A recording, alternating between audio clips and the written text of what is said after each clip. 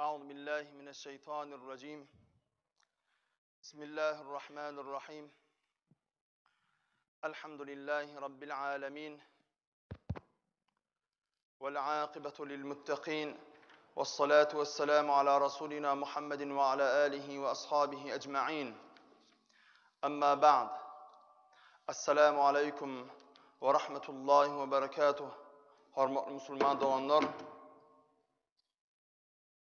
Allah'ın Tebarek ve Teala novattaki cumhurunu ediyen ve etcek taadu ibadetlerini di, etcek dua-i dileklerini di, öz dergahını kabul eylep, kıyamet mahşer gününü rahmet edip radi olup Peygamberimiz sallallahu aleyhi ve sellemin şefaatine nail eylegen bennelerinden aylanırsın. Allah'ın Tebarek ve Teala dua ediyet, vağdı edene de, vağdı beydip adab edip dinleyene de amel etmeklik nesip eylesin. Vağdı edip amel etmedin, vağdı dinlep amel etmedin deyilip adab verilenlerden aylanırmasın Hudayım. Edi cemaat, hemmeğinin bugünlerde ediyen ibadetlerini de, ediyen sadakalarını de, okuyan Kur'an-ı Kerim'den sevaplarını de, getiriyen salat salamlarını de Allah-u Teala öz keremli dergahına müstecab eylesin. İnşallah bugünkü vaqtımızda başardığımızdan Allah-u Tebarek ve Teala'nın bize buyuran buyruklarının içinde etme deyip buyuran, üstünde berk durup ayet-i kerime bilen etmeyen şu işi deyip buyuran ulu günahlarının doğrusunda, yani halka ziyan veriyen, her bir adam şahsı özüne de iyilgüne de ziyan veriyen 10 tane ulu günah var da aytmaklıkça inşallah hayırlanırsınız deyip umid ediyoruz. Allah'ın Tebarek ve Teala Kur'an-ı Kerim'in Hac suresinin 30. ayetinde şeyle diye: A'udhu billahi mineşşeytanirracim. Bismillahirrahmanirrahim. Zalika ve men yu'azzim hurumatillahi fehuve hayrun lehu 'inde rabbih ve uhillet lekumul en'amu illa ma yutla. Sadakallahu'l azim. Allah'ın Tebarek ve Teala diye Kur'an-ı Kerim'de hayse bir adam Allah'ın haram eden zatlarından daş dursa, şu ediyen işi Hudayın yanına şol bennenin özü için hayırlıdır. Yani Allah Teala Kur'an-ı Kerim'de burada haram etti mi insanla durup Allah'ım şu da iş bana haram etti, şu işi Allah Teala bana etmediydi deyip şol işten saklansa özüne hayır ediyor deyiptir. Özü için qovluq ediyor. Hem için? Çünkü haramlığın neticesinde barılacak doğduktan özünü halat ediyor deydi şu. Ama insan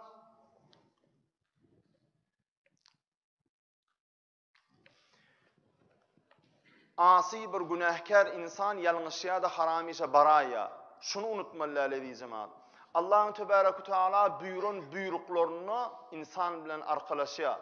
Mesela namazı kılmaklığı, orada tutmaklığı, zekat vermekliği, hacca gitmekliği. Esas ibadetlerden Müslüman olmaklığın 5 şartının bir 4'ü femşi.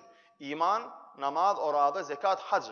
Allah Teala şu buyurun et deyip buyurun işlerini arkalaşya, nemede arkalaşya. Mesela namaz bir adam yarovsuz oldu mu? Yarovsuz oldu diktir okap durmadı, oturup oku diye. Oturup okap bile naqmi, yatıp oku diye. Allah Teala'nın görkölmezin paraliz olup kalıptır mı? Bilen ha namaz vakti gele uşumal ruku ediyen o secde ediyen bilen okutun diye. Arkalaşya. Orada da yaranak mı? Tutma diye. Son qov vaktinde tutay diye. Şonun yani buyurun buyruklarına insan bilen arkalaşya. Emma halal eden dadını değil, haram eden dadını etmediğilen dağıttı. Şu işi etmediğilen dağıttı arkalaşık yok. Allah Teala etmediydi gurrunu tordu. Çünkü bir dadı etmeklikte adam musallat yaşaviliyor. Etmezlikte musallat yok. Etmen oturuvermeli. Etmezlikte kıyınçılık yok. Şonun için etmediğin işine arkalaşık yok. Haramı bir zat, bollu gurrunu tordu, şunu etmeliler. Saklanmalı şundan. Peygamberimiz sallallahu aleyhi ve sellem hadis-i şerifinde ne diyor? Bismillahirrahmanirrahim. İnnallahu yagaru ve innel mu'mine yagaru ve gîretullahi en ye'tiyel mu'minu ma harramallahu aleyhi. Her vaqt namusuna degilse Müslüman adamın qaharı qadav geliyor. Her vaqt bir Müslümanın namusuna degilse diye, şol Müslüman adam qahar qadav geliyor. Her vaqt bir Müslüman adam Allah Teala'nın haram eden işlerine barsa, Allah Taala'nın da qahar gadaby gelýär diýipdir. Sen öz namysyňy Allah saklasyn, ol dille diýilýär. Gyzyňy, aýallygyny ya öz aýalyňa namysyňa degseler, göz dikseler, el ursalar, namysyňa degdiler. Hukman ol işetmenden dille sen namysyňa degseler, batanak saňa, gözüň gyzaryp saçyň hüjürýär. Qaharyň gelýär. Haram işe varanda da şunu bilmeli, sen öz namysyňa degenine, öz qaharyň gelip çydap bilmeýsin ýaly. Allah Tebaraka ve Teala da benneleri ibadet etmeklik üçin yaradan benneleri. Ne izin ayette gelýär, hemme işi biziň hyzmatimizde goýdy Allah Teala. Ibadet üçin yaradyp özünden özüge zat, yani insan bizden özüge zatyň hemmesini biziň hyzmatimizde goýandan soňam haram eden işine bardymy insan biziň namysyma degilenine näil qaharymyz gelýän bolsa, şonca nigmatyň içinde haram işe baran adama da Allah Taala'nın şon ýaly qahary geler diýipdir Peygamber sallallahu aleyhi ve sellem. Onça Allah Tebaraka ve Teala kudusi kelamynda da şeýle aýdýar. Kudusi kelam bolanna ebi cemaat ayet-i kerime bilen Allah Taala'nın vahyeden ayeti. Özel perişte Cebrail aleyhisselam aýdyp Peygamberimize vahy edipdir. Hadis Peygamber aleyhisselamyň aýdan şo ayetler hat gowy düşünmekligimiz üçin iki dünýä esrede barmaklygymız üçin aýdan hadis şerifler Peygamberimiziň tavsiran faalidir, kavlidir hadisleri. Kudsi hadis bolanna Allah Teala aýdýar, ýöne vahy edip ayet bilen aýtmaýar, Peygamberimize ilham bilen berýär ýa düşüne berýär garap. Allah Teala'nın sözü Peygamberimiz Allah'ın adından aýdýar, ýöne vahy däl. Şoň üçin kudsi hadis diýilýär, kudsi kelam diýilýär. Allah Teala kudsi kelamyna näme diýipdir? Ya ibni Adem, halaktuke li nefsi ve halaktu kulli şeyin leke febihaqqi la teştegil bima halaktuhu leke amma halaktuke lek. Ey Adam oğlu, Allah Teala aýdýar. Ey Adam oğlu, men seni özüm üçin yarattım. Sen meni tanap, meniň gullugymy etmelisin. Senden başga zatlaryň hemmesini senin üçin yarattım. Yer we asman senin üçin yarattım. Yeli senin üçin öwüsdürdüm. Ýagşy senin üçin ýagdyrdım. Otlary senin üçin ösdürdüm. Hemme haýwanlary, guşlary, suwdaky haýwanlary senin üçin yarattım. Senin üçin yaradan zatlaryma meşgul bolup, sen özüň näme üçin yaradylanyny unudaýma diýär Allah Teala. Yani ey insan, Ömer ayette aýdypdyk, "Auzu billahi mineşşeytanirracim. Ve ma halaqtul cinne vel insa illa liya'budun." Halk etmedim, yaratmadım ben insanları ve cinleri illa ibadetten başga üçin. Yani yaratmadım ne yarattı. Yani ibadet üçin yarattım, ondan başga üçin yaratmadım diýdi. Kudsi kelamna näme diýär? Seni men özüme ibadet üçin yarattım ey insan diýär. We özüňden özüge hemme zady, yer we asman we aralygyň nakdatyň hemmesini sen üçin yarattım diýär. Sakın hiç wagt özüňi sana hyzmat etmek üçin yaradan zatlaryma meşgul bolup, özüň näme üçin yaradylanyny unudaýma. Yani ibadetden daşda duraýma. Şol sen hyzmatyňda goýan zatlarma meşgul bolup, dünýä gyzyp, hele de dünya gyzyp Allah Teala'nın ibadetinden gafil bolaýmalar. Erkekler ayallardan soraga has ýakynlary bizemaat. Dünýäni insan üçin yaradan bolsa, insanyň hyzmatyna goýan bolsa, insanlaryň içinde de ayallary erkek üçin yaradylan bolsa, ayallary erkege hyzmat etmek üçin yaratdym diýär Allah Teala. Kıyamet mahşer gününde erkek adamdan iman etdiňmi, imandan geçdiňmi soragdan, namazyny okudyňmy diýiljek. Ayal adamdan iman soraljak.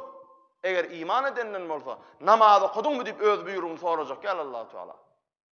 Seni erkek üçin yarattım. Nikah ärini razy etdiňmi diýjek. Onun namazyny geçecek. Çünkü yaradany erkek üçin yaratdy. Şoň üçin biz erkek insanlardan sorag ayallardan gaty ullar edýjemaat. Çünkü dünýäni sana yaratdy, dünýä insan üçin yaratdy. Ayalla insan, emma şol ayal da sen erkek üçin yaratdy. Şoň üçin şol gün ýadyňa salmaly we dünýä gyzyp, ya aýalyny gyzyp, ya dünýäň her ýyly haýhywesini gyzyp, özüň näme üçin yaradylanyny unudaýma diýip Allah Teala bize kudsi kelamyna getirdi. Yine bir kudsi kelamyna Allah Tebaraka ve Teala näme diýär? Ya ibni Adem, la tanzur ila ma harramtu aleyk ve inne dude evvelun ma ye'kulu minke aynayn. Ey adam oğlu, sen menin haram eden işlerime göz dikme, menin haram eden işlerime seyretme. Sen ölüp kavra gireninde kavrdaki kurçukların ilkinci yiyecek zadi senin iki gözün olur deyiptir. Kudsi kelam hadiste de öyle diyeceğim. Allah-u Teala menin haram eden işlerime seyretme, etme diyenak etmek anırda dursun, o belli zat etmellerliği. Şonu göz dikip höves etme. Kavara varanda sen birinci bilen gözün kurçukları yer deyiptir. Men haram ettim sana, etmeye anırda dursun, hatta seyredeyme şonu deyiptir. Şonun için halımız, işimiz kıyın edi cemaat. Arkayın yılgırıp gülüp tant oynayıp gezmeli yağdayımız yok edi cemaat. Kimin açan gidecek belli değil. Can geliyor, alyan alıyor, esselamu aleyküm, ve aleykümesselam. Ha ne olupdur? Ertir plan çatı nada. Kim ayırlı? Plan ayırlı. Planı diyenleri 20 yaşında, 30 yaşında ya 40 yaşında. Qarılar da ayırlı ama yaş ölümken ediyeceğim. Allah her kime uzak yaş verdin ama şol uzak yaşlı hayırlı yaşamaklık nasip eylesin Hudayım. Haçan mun näme üçin aýdýan ediyeceğim. Haçan gitjegimiz belli değil. Aynı inşallah gowlay hemmedat, gül ýalaklay hemmedat, netip bolda plan işin bitirir, ya plan ýaşa baran, ya plan aladylym dinar onun gider. Nauzu billah ö 9-njy gilemin içine kıyamatda bizden soraljak şol.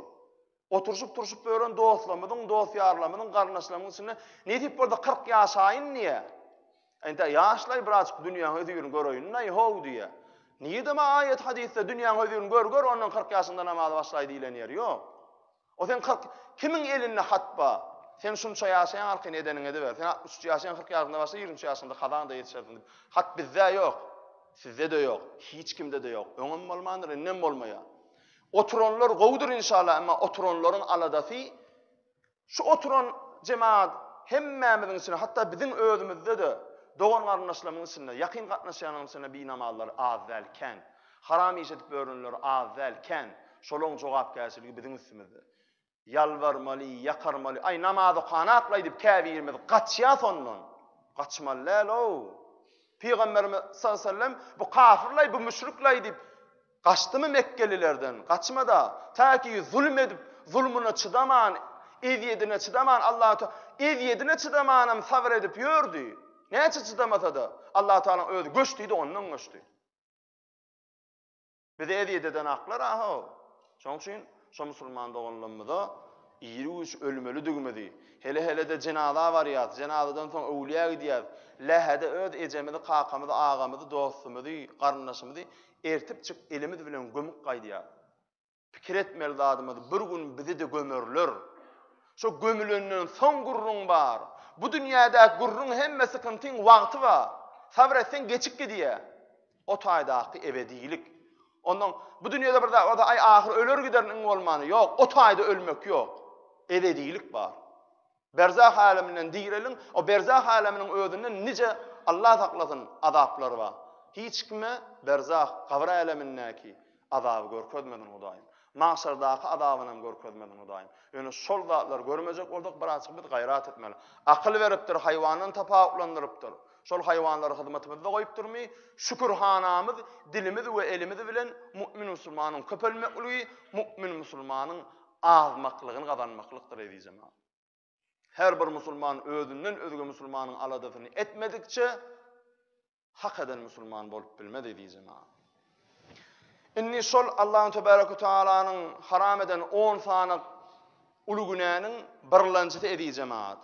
Birlenjeti Allahu Tebaraka Taala Kur'an-ı Kerim'in Ali İmran surasynyň 130-njy ayetinde şeýle diýär. A'udhu billahi mineşşeytanirracim. Ya eyyühellezine amenu la ta'kulur riba. Sadakallahul azim. Ey imanlı adamlar, ey Allah ve Peygamber ananan musulmanlar, siz riba imen, yani prosentine pul alıp bermen, süýtxor bolmaň diýdi şu. Indi şu 10 sanak aýtjak uly günämiziň hemmesem edi jemaat biz musulmanlaryň içinde bar. Özümizde olmasa töweregimizde bar. Şoň garşysynda biz göreşmeli. Allahu Tebaraka ve Taala şu 10 sanak büýürýän hara, şu 10 san ulunyň 5'si şahsan özüňe ziyan ediyen zat. Öbür beşeti halka da ziyan berýän zat edýärem. Şu aýtsak 10 adamynyň beşeti şahsan ödümidi, eýleki beşeti özümizden özüge halka da ziyan berýän zatlar. Allah Teala'nın Resulü Peygamber sallam süýtxorluk barada şeýle diýär. Bismillahirrahmanirrahim. Kullu lahmin nebete min haramin fennaru awla bihi. Haýsy bir et haramdan göwürse diýär, ol oda yanmaklyga münasipdir diýipdir. Haýsy bir et haramdan göwürse diýäni et nähil göwürmeli. Meselem aýdary misal getirýän bir musulman adam gelip ýörün 60 kilolik horojuk bir garyp adam gödöňüze getirin. Allahu Teala bir zatda nesip ede 100 milyon ya 10 000 dolar eline pul berýär. Yaltanyň bir teki Allah'nın manglay gara Allah şo pulu abarod etdiğini bir fevda satyget oňa maňa urunnanym köpöldü berde. Ucundan zekatyny berdi, garip kasardan alkyş Allah'ın köpöldü berde. Yok, Allah rızk tokkalap öňüne berdi. Köpöltmek aňarda dursun. Alıp prasen. Duran ýana ýaşaýyşyň gadyryny bilen aklar. Hawa, şunu ýalaga gabat gelip gördüm ödüm. Ýaşaýyşyň gadyryny bilen aklar diýe. Tokkoja puluň awaty puluň ödünü köpöldü oturmala diýe bak. Bir kardı dilek gelýär gapysyndan $1000 aýda şu $1000 plança prosent bererdin. Ya men planda haram. Indi seret 60 kiledi de şol adam. Meselem aýdan misal getirýän edi jemaat. Puluny harama prosente berdi, haramdan hem idi 70 kilo 80 kilo 90 kilo bir şişman bir fıgriyaly bir zat bolly, ana şo haramdan ördü şoň eti. Peygamber sallam näme diýär? Şol haramdan ören et yakmaklyga münasipdir diýär. Ol adam kesin dowda yanar diýdi şo. Ta ki tövbe edip haram prosentini kesip süýtxorlugyny kesip halal gazanyp iýe horlanyp täzeden soňra halal edip bitinçe. Şoň üçin edi jemaat lokan gurrun. Muny näme üçin aýdýar? Aramyzda sadaka edip ýör. Çağalary ya jigileri ya yakyny hatta kemahallar cumga wada bayram namazy özü gelip görmeçiydi. Ama prosent alıp berýär. Oňa diýýänim ýok, edýänim ýok. Diýsen ömür ýöne köý bir zat durýdy. Ay borlay diýilýän bir zat durýdy. Düşünen ak belki. Biz düşünürmeli diýjem şolara. Peygamberimiz sallallahu aleyhi ve sellem ýene bir hadisinde aýdýar: "La'anallahu akilar riba ve mukilahu ve şahidahu ve katibahu." Şu süýtxorluk edýän adamyň diýe, prosentden pul alyp berýän adamyň diýe, şayadyna da, hatyny ýazýany da Allah Taalanyň lagnaty bolsun diýär Peygamberler. Prosentde pul alyp berýän adama hemen şayat boldum. Elime hatanıyım, ne plan çizdi plan wagtda, planyň oglu planydan o kardyna süýtxor görüşüne prosentini götürümine plança pul aldy diýip, şu hatyny ýazyp şoňa şayat bolýany bile lagnat edipdir Peygamberimiz sallallahu aleyhi ve sellem. Şonuň üçin Allah Tebaraka ve Teala şonuň ýaly erwedişden bizi aman saklasın. Biz de şondan hem diňe saklanmaklyk bilen çäklenmeliler, şonu edýän adamlar bar. Belki düşünýän däldir. Doğanım şu işin adın haram iş. Gelsen şuna fevda ur. Şu da şeyleken sen töwerüňde bolan için alana berensen haram eken çağlaň haramidir mi? Di düşünür, dowdagy düşünür, gabry düşünür. Yumşakluk bilen. Belki düşünýän näler? Uy on ýaly bolsa men daşda duroýyn diýer belki inşallah. Diýmese ýene diýer inşallah dödelýünçe. Peygamberimiz sallallahu aleyhi ve sellem ýene de bir hadis-i şerifinde aýdýar: "Men ishtara thawban bi 10 dirahima ve fi thamaniha dirhamun haramun lem yaqbalillahu salatahu ma dama alayhi min eş-şey." Haýsy bir adam diýär 10 manada Peygamber sallallahu aleyhi ve sellem hadisi 10 manada bir don satyn alsa diýär, bir geyim satyn alsa. Şol 10 manadan 1 manada prosentden bolsa diýär. Ýani 9 manada halaldan, 1 manada haramdan. Allah Teala şol adamyň şol don bilen okan namazyny kabul etmez diýipdir. Diňe donyny alyp görmelilermi? Hemme zada giýýär. Namaz üçin ulanýan zatlaryň bir jiginne 1%dan haramdan gazanylan, diňe prosentdan haramdan gazanylan zat, arak satyp gazananmady, tiryek geraýin satyp gazanan bolsa, şo da giýýär. Şol zat bilen egnini atyp ýaşany ýazyp okan namazy makbul däldir diýip Peygamber sallallahu aleyhi ve sellem. Şu zatlar düşünürmeli diýjem. Belki maňlaýara bilýän näler prosent pul alyp berip ýörüp, bar şonu ýalyk bilmeýän adam o. Ece kakata Türkmençe bilmän mama papa diýip ören azdan aramızda. Düşündürmeli şolary. Namazam okayanlary we ýüregini erbetligem ýok. Howja düşündürsen galyanam ma. Yani biz kör bolup gezme bilmänýär. Ya da haram diýip düşündürliýär bir üýt köşe edip düşündürliýär da adamın ürkör derecede. Onu alam etmeliler. Yumşakluk bilen düşündürmeli ki düşünsün.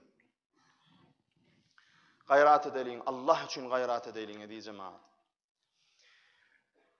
Ne diýdi onlar? Allah Tebaraka ve Taala'nın Kur'an-ı Kerim'de bize haram eden dağların, ulu günahların 10 sanany çyk diýdik. 10-njy birincisi de näme?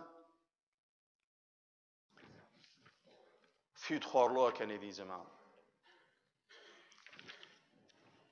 Peygamberimiz sallallahu aleyhi ve sellem yine de bir hadis-i şerifinde aýdýar.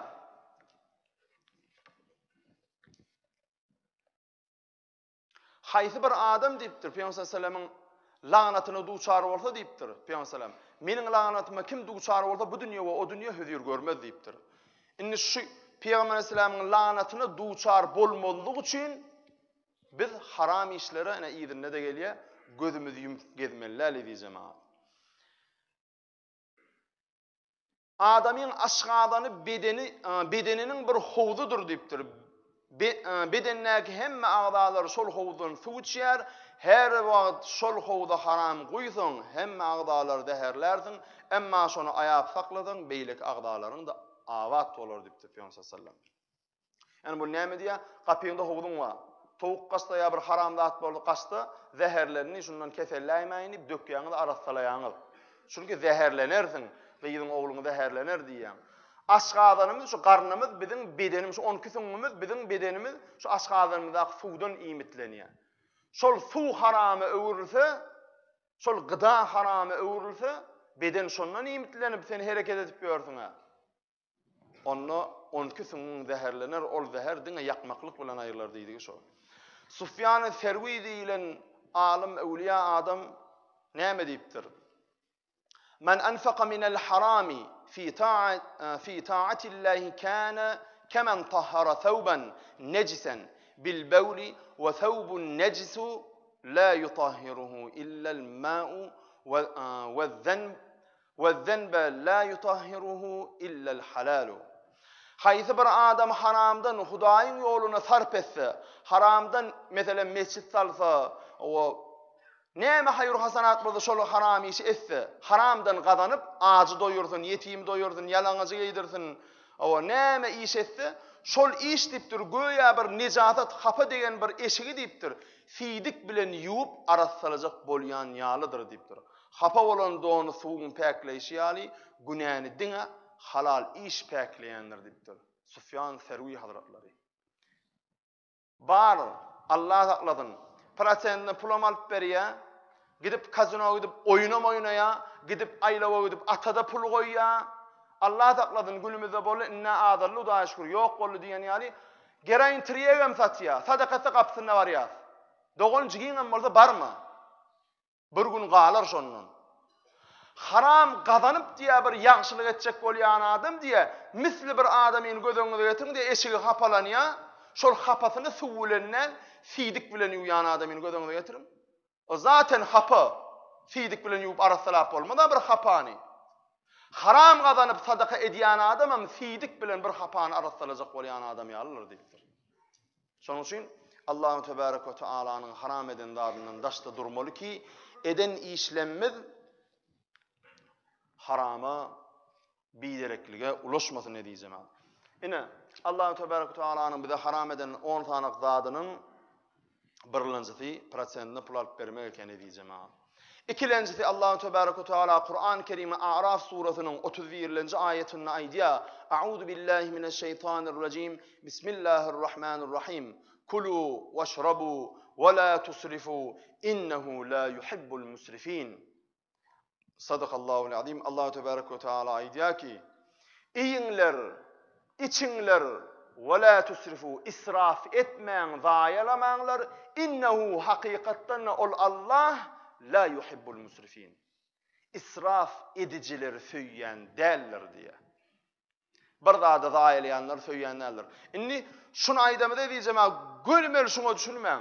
Gül bir iýmek içmekliği zaýa etmek ya bir geyim gecimi zaýa etmek diýip düşünmäň. O da giriýär, ol görnüp dur girýärligi. İsraf diýilende şu da israf. Birine pul ýokmy? Dur aýdy açyk aýdy men niýe azart oýnamak diýär. Gapdylan pul soraýar. "Boly sen oýnamasaň oýnama" diýär. "Maňa 100 000 garz ber, men niýe ata pul goýjak" diýär. "Sen ne berýän?" İsraf şo. Harama sarf etjek adamyň harama sarf edýänligini berip harama sarf etmeklik üçin pul berse, tiriyek satmaklyk üçin bolsun, näme bolaýsyn şu haram işe sarf etmeklik üçin bu pul özüň sarf edemä, men haram edemä, ol edýär, oňa garz berdim men diýän. Sen bilip durdyň şoň harama sarf edýän. Şo da israf şo. Allah Teala şol adamynem söýünür. Şun pulunu harama sowdy.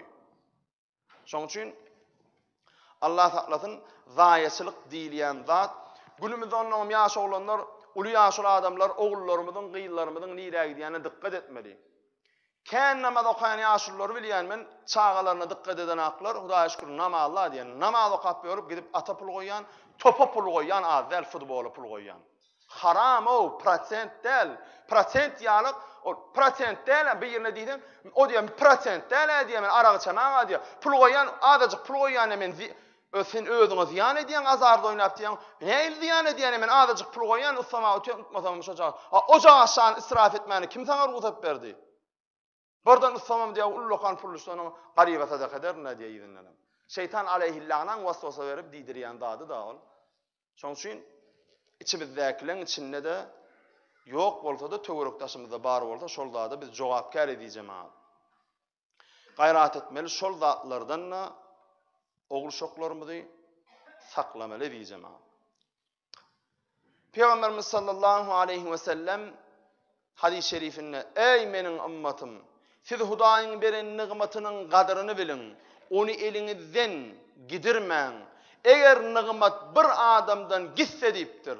Soň öwrülüp gelýän wagty qat'azdır diýipdir. Allah Teala nigmat berdi sen onun gadryny bilmän elinden gidirsen, Peygamber sallallahu aleyhi ve sellem aýdy, gidiräýmegin haram edip elinden nigmaty, şo nigmatyň ýygyna gelýän wagty yaman seyrekdir diýär. Hiç gelmez diýdi gide şo. Nauzu billah. Tövbe edip Allah'ın öňünde hayır hasanada ilgilense Allah Teala gaýtaryp biler. Allah'ın başarmajak işi ýok ýöne. Şol zadyň töwerek daşyndan ferat tap bolmaly, özüne aňyrda goý. Yine de bir zat israfa gedip galan edi jemaat. Köp döňünlerimiz Allah kabul eylesin. Köp wagtlar sadaka diýerler. Ondan şu sadaka edende owuly bilen ölçäwräjik nahar etjek bolun. Ýok ölçäp nahar etmediňmi? Ay birden ağ olaýmasyn diýip etdiňmi sadakany? Onda bir köp güçde galýa da bir topar salat galýa, bir topar suw galýa. Ondan suwlar oňa berse berýär. Käbirleri şon ýal bilmeýän adamlar bar. Ýa-da restorana köp güç sadaka edýär. Ondan şonu pulunu verdim le diýdi gaýdy berýärler. Ýa-da öýde edýänler bolýar, alýadanym bir mal saklayan adam gitdele Allah Teala'nın israf diýilen haram eden israf diýilen dan etmejek bolup gaýrat edäň. Şu gidip mal saklayan gözlemekliğe yaltanyp gidip musrat ýa naharlar. Ya guýup goýberýär kalen zat sadyr ýene bir zada. İsraf Allah saklasın. Şon zaýla man kanjyk jürjü sadakan gaýrat edip idişiň ýalyk idinden hem dik durdanym şu zaýlan makadyk iýjek işege ber, geýjege ber. Zaýlama ýöne şonu. Adam ýeri ýalyňda dedilermi? Güne zaýlantyr meselem ıswatlar boluplar. Düýe saklayan, sygyr saklayan, goýun saklayan azel gözlemäne ýaltanma, gözlemäne ýaltanyp edýärler. Etmeller edi jemaat. Ýa-da bar käbirler bar, mekirlerde bolýar. Zirzibilin musurun ýanyna barat, goýýa da gaýdýar. Dogry çöpleýän, belki ýürüti çöpleýän badyr, o birden çöpleýäne gabat gelmese näme? İsraf etdiň orada. Gidip bir owa barap bir gelenen jetdiň bir musulman bilen salamlaşdyň, bir musulmanyň alkyşyny aldyň, şonu gözläp mal saklayan bolsa şu galy da diýip bermäne şonu ýaltanyp israf edýänler azal edýjem. Şoňa da dikkat etmeli. Üçüncü ulunanyň biri hay höwesine tawin bolmak. Goýunyň islam dadyna boyun bolup ýygyna ılgak gitmeklik de ullukan günah eken. O hakda Allahu Tebaraka ve Teala Kur'an-ı Kerim'in Sad surasynyň 26-njy aýatyna şeýle diýär. A'udhu billahi mineşşeytanirracim. Bismillahirrahmanirrahim. Ve la tettebi'il hawa feyudillaka an sabilillah. siz hay hüwesiňize tabiin bolmaň, boyun bolmaň, şol zat seni Hudaýyň ýolundan gaýtarar, ýani ýoldan çykarar diýdigi şo. Peygamberimiz sallallahu aleyhi ve sellem hemişe nämen tavsiye bidi? Sogaby işi köpedin, günählerini ýakarsyňyz diýär. Şonuň üçin hay hüwesiň ýygyny düşüp gysyk bolmalylar birde. Gysyk bolmakluk adamyny hay hüwesiniň ýygyny sürýär. Gysyk bolýar, musulmana kömek etmeklikden ýaltanýar, meselem zekat çykarmaly bolýar. Onuň öz edil goloýunyna, gözüniň ýetip duranja jigisine doganyna düşýän adam ýokmy? Onu düşen özünün käberi düşen ak onu başga mäte açba. Özünden özgä gysganyar şonu. Hay hüwesine näme diýär? Özümiň kisilkinsin ya. Zaten garip däl ol. Düşen ak şu özünden özgä şonu başgasynyň baýamasyny ýa bir silkinmesini gysgan şonu ýene düşmese de özüniň käbertiýär. Nefsiniň diýenini edýär. Ya da heleýiniň diýenini edýär. Şunu ýallaram ba. Gabat geldi, iki bolup hele bolup geldiler. O mescit işleýärken Allah günämiz geçsin. Ivrat üçin aýdýan at beremedi agalbetdi. Men diýär gyýzaganym ma diýär. Şu diýär jaý bar diýär, ýöne ogul gyýz diýär, yetişdi diýänni de iri üç olar öýürmeli çykarmaly. Ora diýär häzir ýagdaý gowamlarda. Şuňa beräýmenler zekaty diýär. Zekatdan bir 30 milyon zekatlaýyn. Jaý alyp bolanama, maşina alyp bolanama. O görgülü erkek adam, ýuwaşyrak adam, dogan oglanymda di ogula ýörjek bolup bören bar häzir diýär. Muň ýagdaý gowy diýär. Şoň üstüne iki bolubam erhele ortak bolubam bir söwda edipdirler. Şoň üstüniň dawasy. Allah sakladın. Hay hüwesiň, ay şunu edeýin näy diýip öz nefsiň isledimi ýerine düşübermeller. Seni ýoldan çykarar. Ýoldan çykarardy orada halal bir zekat zady dogry ýerine bermesen. Şoňa meňdes hay hüwes ya zinadır, ulu günälen haýsy bir boldy hüwesiň şonu isledimi sana, nefsiň sana hödürledimi şonu, içinden geldimi edebermeller, boyun bol bermeller, seni hemen ýoldan çykarar diýär Allah Teala. Dördüncü Allah Tebaraka Taala'nın ulu günäleriniň biri özüňi öldürmeklik. Nauzu billah şu günlere Allah'a şükür gabat gelinen ak ýöne gabat gelmelem etmesin. Bir döwür kän boluşul. Ağız daýalarkenkä özüni asan, özüni öldüren ady bolmady. Allah Tebaraka Taala Kur'an-ı Kerim'in Nisa surasynyň 29-njy aýatynda näme diýär? Auzu billahi mineşşeytanirracim. Wa la taqtulu anfusakum innallaha kana bikum rahima. Ey musulmanlar, ey iman edenler, siz özüňizi öldürmäň. Hudaý size mehribandyr, rehimlidir diýär. Yani özüňi öldürmeklik günäkärçilikdir diýär. Amma Musa aleyhisselamın döwründe bir zaman Allah Tebaraka Taala bir görkezme beripdir. Bir adam ulu günah etse, şol adam özüni öldürmese günah kabul edilen aken. Musa aleyhisselamın kavmine. Allah Teala Kur'an-ı Kerim'de bize özüňizi öldürmäň, Allah Teala size rehimdardyr diýäni, men rehm etdim size, şo buýrugy bermedim. Tersine gadagan etdim diýdigi şo. Şoň üçin Allah taklan, Allah Tebaraka Taala'nın beren jany diňe öz almana qadir. Peygamberimiz sallallahu aleyhi ve sellem hadis-i şerifinde näme diýär? Başlan hadis-i şerifde Peygamber aleyhissalatu vesselam'ın zamanında bir adamın ennamına bir yara çykýar. Ol yara da gaty ağırly. Bir yara çykýar, dümüp durun, ağırıp ağırlygyna da çydan şol adam. Ýanky adam bilinäki hanjaryny, bıçagyny çykarýar da şu yarany oýup kesip aýyrýar. Şu yaraçydan şunu ýerinden aýyrsam, azajyk bir ağşar onu şu yaran özü bolmasa ağrym biter o diýýärdiň. Etmede diýseler şu köýüp aýyrýar. O taýdan hem gan akýa da ganyny duzuryp bilmän, ol adam jan berýär. Allah saklasyn. Şol adam hem özüni öldürdigi bolýardan. Kesmediğim aýdýalaram. Allah Tebaraka Taala şol adam şol işi edenlerden vahy etdi diýär. Abdi badarani bi nefsihi harramtu aleyhi'l cennete. Bennem ölmäge howlugdy, özüni öldürdi. Men ona cenneti haram etdim diýipdir. Peygamberimiz sallallahu aleyhi ve sellem hadis-i şerifinde näme? Men qatala nefsehu bi şey'in fi'd dunya uzziba biha yawma'l kıyameti. Her kim özüni bir zat bilen öldürse, kıyamet gününde şoňa şol zat bilen azap berler diýipdir. Bıçak bilen öldürse, bıçak bilen, yüp bilen öldürse, yüp bilen, näme bilen öldürse kasvetse, şol zat bilenem, şoň kıyamet gününe azap bererler diýipdir. Allahu Tebaraka ve Taala'nın beren kynçylyklaryny elbetde öldürýänine özüni öldürýänin hemmeden gowundan edenak ol belli zat. Bir zada çıdanak, bir zada namus edýänler ýa bir köpçülik gıraksyra diýär. Köp özüni öldürýäniniň hem ýene de bir sebäbi biz musulmanyň güdüklüğümizden hem az bolanak şo zat. Aýten binamaz, aýten araq içen, aýten triyek çeken, aýten plani. Ya bolubiler, Allah saklasın. Türkmenada bir söz var, gırmızı yüzlü oğlanın diye, gırmızı donlu oğlanın gülür, gıyız uyusu bolmasın diye, gıyız uyusu olsa gülür yüzü solmasın diye. Allah saklasın. Ya da hani bir bolya da adamçılık bul, bir gıyız maşgala kaçık gidiyor, ya bir erve diyişetse, şoň erkek doğunur, ya yeni bir adını erve edip, bir gıybatçı adamlar gıybatını edip, gepini edip, şoňa yüzüne basya yeni bir adı, oğlum gidip ödünüz. Asya, amlykda ne diýär oğlum? Etçide de gelip entek namaz okanak, ol sabrın kanagadyň nämedigini käbir bilenak. Ona o haram näme haram halallygyny bilmeýän adam namus edýär, özüne kast edýär. Biz musulmanyň köp ýerde jogapkärçiligimiz kän edýjem. O gödöklüğümüzde namaz kılsaran bol agzymyza gelen hon okuyun uru berýär. Ya elimize gelen gödöklüğümüzde edi berýär, etmeli däl. Bilmeýäni bilmeýän zadyny düşündirmeli.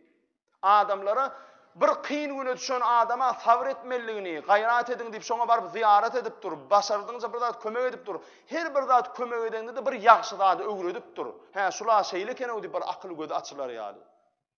Biz musulmanlar öyle ki men musulmany binamaz bolup, ivadatsız men musulman diýip öýren adamlara öz bilýän zadymyzy billerimiz akda olar am bolup gedýärdi, erbet ýola ulaşýarlar. Gayrat etmeli diýjem. Allah munun ýaly erbet zatlardan öz aman sakladyn her birimizi. 10 sanyk ulugynanyň 5-nji edýjem. Wagtymyzdan bolupdyr.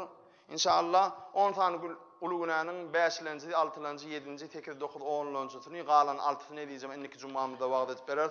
Allahu Tebaraka ve Teala şu eşdenlerinizi başımız dik bolup ölmän inniki juma etip inniki size eştirjeklerimizi, sizin hem eşitjeklerinizi aklymyzda mäken bellep imanymyz bilen şol işlere amal etmekligi Allahu Teala'nın özü nesip eylesin. Çünkü wagt dinlemeklikden netije çıkarmaklyk hayrly edýjem.